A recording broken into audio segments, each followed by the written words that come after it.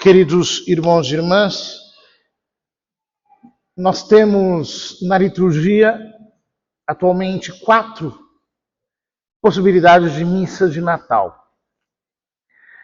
A missa chamada da Vigília, que se celebra no entardecer, é a missa da espera. Depois temos a missa da noite de Natal, que antigamente era celebrada à meia-noite, que é propriamente a missa do nascimento do Salvador. Depois temos a missa da aurora, que se celebra ao nascer do sol, a qual é a missa, por assim dizer, da adoração. E por fim, temos a missa do dia do Natal, que é a missa da contemplação. É essa que nós estamos celebrando. Ou seja, o menino nasceu do ventre de Maria, nós fomos com os pastores para adorá-lo, e agora paramos para escutar a divina revelação, nos dizendo quem ele é. Quem ele é? Essa é a pergunta que os textos da liturgia querem nos responder. E para isso nós lemos o prólogo do Evangelho de São João. O prólogo do Evangelho de São João é um texto tão maravilhoso que os padres da igreja diziam que nenhum homem poderia ter escrito algo tão elevado. E que, portanto, São João Evangelista subiu aos céus com uma águia e de lá nos trouxe essas palavras inefáveis. Por isso, no Oriente, o prólogo do Evangelho de São João é utilizado como fórmula de bênção sobre aqueles que estão sendo batizados. Sempre se lê o prólogo do Evangelho de São João na hora do batismo. Também na extrema unção, preparando a pessoa para ir ao paraíso. E no Ocidente, nós o utilizamos sempre no rito de exorcismo e também, antigamente, se utilizava no final de cada Santa Missa, como que rememorando o caráter benedicional do prólogo do Evangelho de São João. Ou seja, nós não estamos diante de qualquer texto, nós estamos diante de um texto realmente poderoso. Um texto em que, por assim dizer, a revelação do Novo Testamento nos é transmitida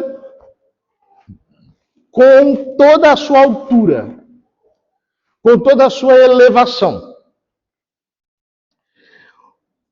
O prólogo começa dizendo: no princípio era a palavra, no princípio era o verbo, no princípio era o logos.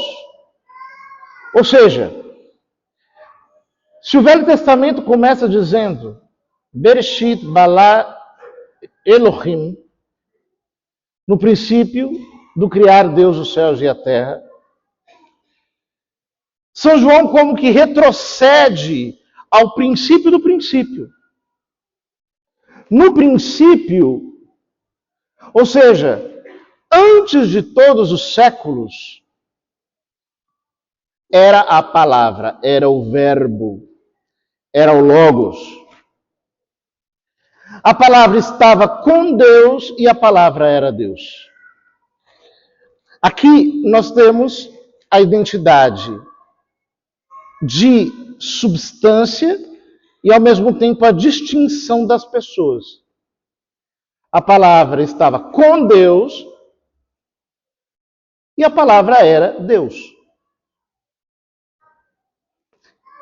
No princípio, ela estava com Deus. Tudo foi feito por ela, e sem ela nada se fez de tudo que foi feito. Ou seja, toda a criação foi feita através do Verbo eterno. Imagine contemplarmos no presépio a Cristo recém-nascido, entendendo que tudo foi feito por Ele. E nada do que foi feito sem Ele. Ou seja, o universo inteiro foi criado por Ele. Tudo. Panta, diz o texto grego. Mas não apenas tudo, mas em tudo aquilo que é principal. Nele estava a vida, e a vida era a luz dos homens. Isso é absolutamente impressionante, porque uma coisa é a criação do mundo, outra coisa é a criação da vida.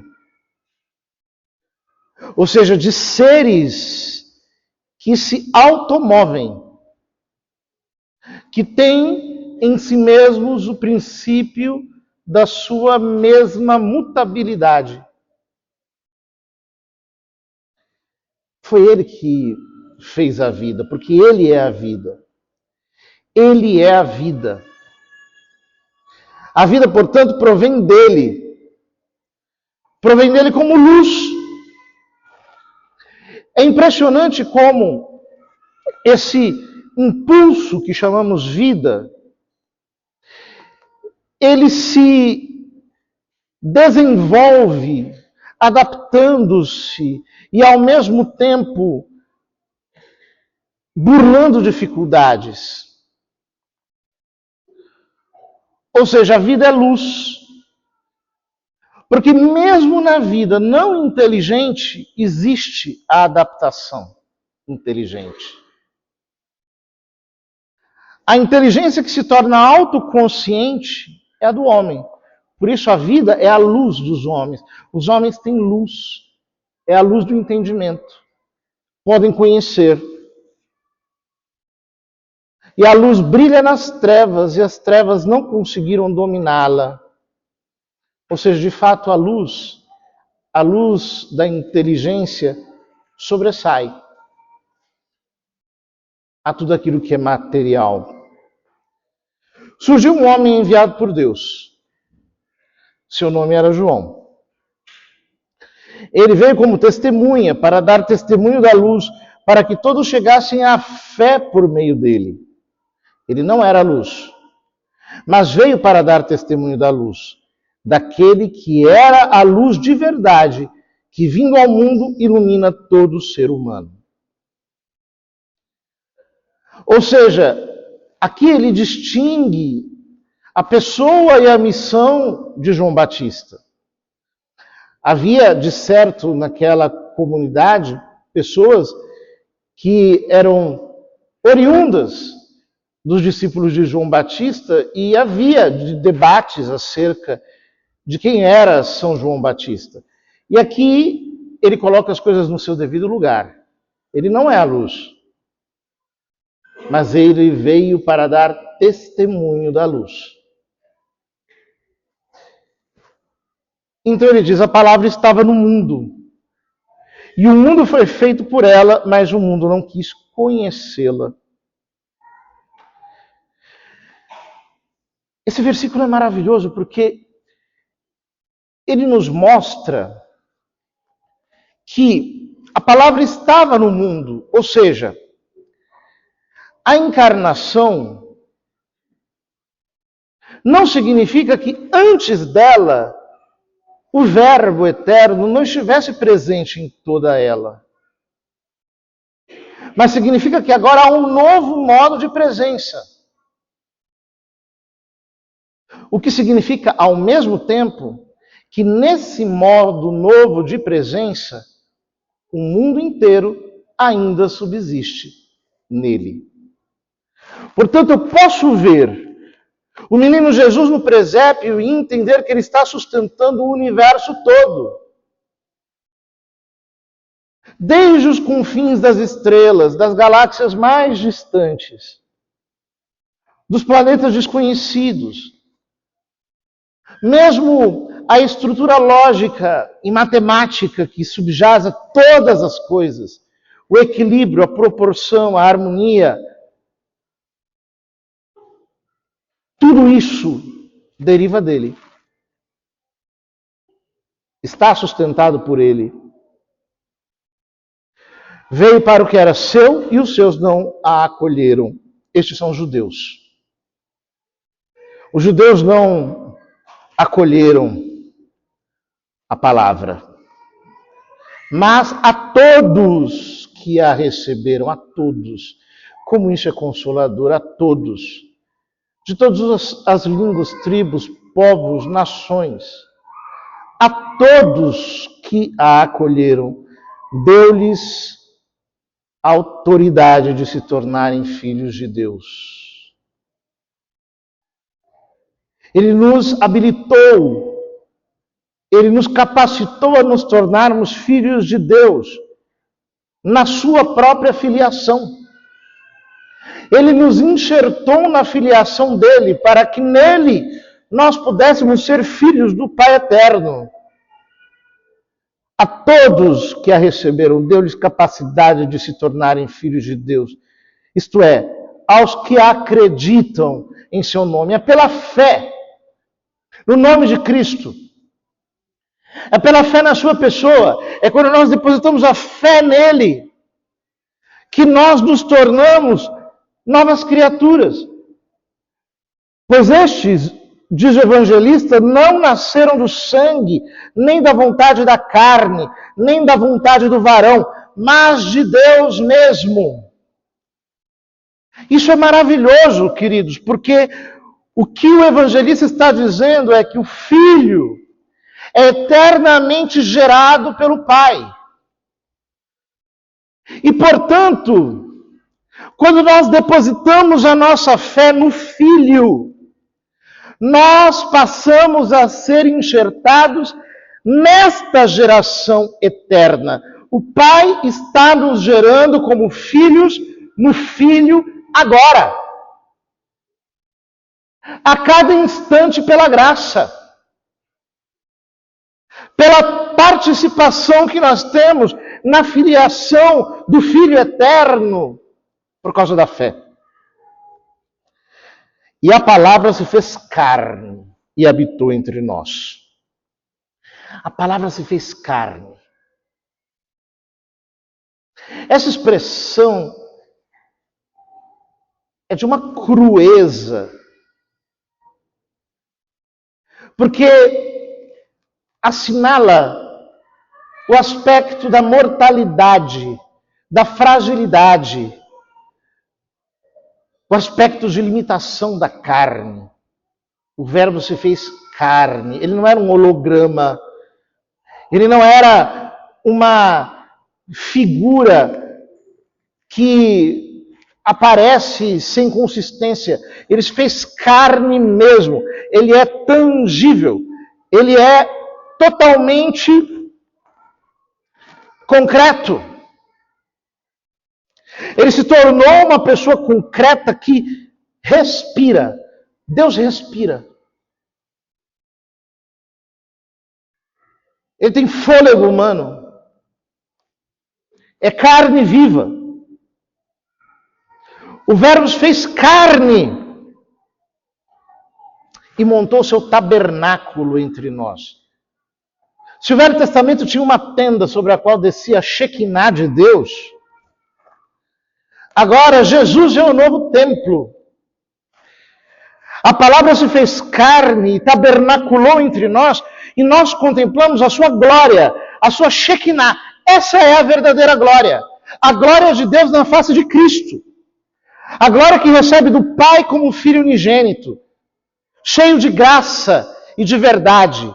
Essa glória, esse brilho, eternamente recebido do Filho pelo Pai, É esta glória que nós podemos contemplar na face dele. Dele, João dá testemunho clamando: este é aquele de quem eu disse, o que vem depois de mim, passou à minha frente, porque existia antes de mim. Da sua plenitude, do seu pleroma, todos nós recebemos graça sobre graça. Ou seja, porque ele se fez homem, além da graça incriada, que ele eternamente tem em comunhão com o Pai no Espírito Santo, que é a vida mesma de Deus, ele criou uma participação criada nessa graça incriada. Essa participação criada que está na alma de Cristo, a graça que está na alma de Cristo, a graça que transborda da alma mesma de Cristo, é a mesmíssima graça que está em você e em mim, quando nós estamos em graça de Deus. A graça da alma santíssima de Jesus é a graça que está na tua alma, cristão. É por isso que o Cristo encarnado está presente na tua alma, pela graça. Porque há uma identidade entre a graça que está na tua alma e a graça que está na alma dele. É da plenitude dele que nós recebemos graça sobre graça. Pois por meio de Moisés nos foi dada a lei. Apenas a lei. Mas de que adianta ser informados do que é certo e errado? Mas a graça e a verdade nos chegaram através de Jesus Cristo. A graça e a verdade, o poder da vida de Deus está em nós, que nos capacita para agir segundo a medida da fé. A Deus ninguém jamais viu, mas o unigênito de Deus, que está na intimidade do Pai, ele nos deu a conhecer. Esse versículo em latim chega a ser intraduzível. Mas o unigênito de Deus, que está in sinu patris, no seio do Pai. Ele nos deu a conhecer. Ou seja, este bebê que está no presépio está no seio do Pai. Não deixou o seio do Pai. Não é que ele mudou de lugar. Não é que ele fez as trouxas e passou a morar no mundo. Não. Ele continua sendo Deus de Deus, luz da luz, Deus verdadeiro de Deus verdadeiro. Ele ainda e eternamente está no seio do Pai. E, portanto, é Ele que nos revela quem é o Pai. Nós conhecemos o Pai nele. É como se nós ouvíssemos aqui a antecipação daquele versículo em que Jesus diz a Tomé: Tomé, quem me viu, viu o Pai. Como diz, mostra-nos o Pai. Quem me viu, viu o Pai. É exatamente o que diz a segunda leitura. Muitas vezes e de muitos modos falou Deus outrora aos nossos pais pelos profetas. Mas nestes dias, que são os últimos, ele nos falou por meio do seu Filho, a quem ele constituiu o herdeiro de todas as coisas, e pelo qual também ele criou o universo. Este é o esplendor da glória do Pai, a expressão do seu ser. Ele sustenta o universo com o poder de sua palavra. Portanto, queridos irmãos, ao vermos o menino Deus na manjedoura, dormindo, fazendo aqueles vagidos de um bebê neonato, por ora tremendo de frio, por ora chorando de fome, por ora sorrindo, por ora esticando os bracinhos e os pezinhos, nós temos que entender que nessa fraqueza reside toda a onipotência de Deus. Que nessa condição tão tenra, tão infante, está toda a onisciência de Deus. E que num corpo tão pequeno está toda a onipresença de Deus. Porque Ele é o Deus encarnado. Temos que adorá-lo. Adorá-lo em espírito e verdade. Adorá-lo. E nós podemos nos perguntar, ele veio para o que era seu e os seus não o receberam. Eu tenho recebido Cristo pela fé, verdadeiramente em meu coração. Eu tenho apoiado a minha existência nele. Diante do presépio, nós temos que confessar os nossos pecados. Nós temos que nos confundir pelas nossas ambições, pelos nossos orgulhos, pelas nossas vaidades. Temos que ver um Deus tão majestoso, feito pequeníssimo, para perceber que quem se humilha será elevado. E como eu me humilho prostrando-me diante dele e confessando quem eu sou. Eu sou nada. Tudo que eu sou promana dele. Tudo que eu sou é dom, é dádiva dele. A única coisa que não vem dele e que eu sou é o meu pecado. Portanto, eu preciso reconhecer que ele é tudo e eu nada. Ele em si é a vida, eu em mim sou a morte. Ele em si é a onipotência, eu em mim sou a impotência. Portanto, eu preciso viver nele, morar nele, permitir que ele monte o seu tabernáculo em mim. E ao contemplá-lo na sua exígua condição de neném, eu preciso ouvir aquelas palavras do Evangelho: quem não se fizer como criança não entrará no reino dos céus. Me humilhar e deixar que a minha mente se eleve pela contemplação da sua glória eterna.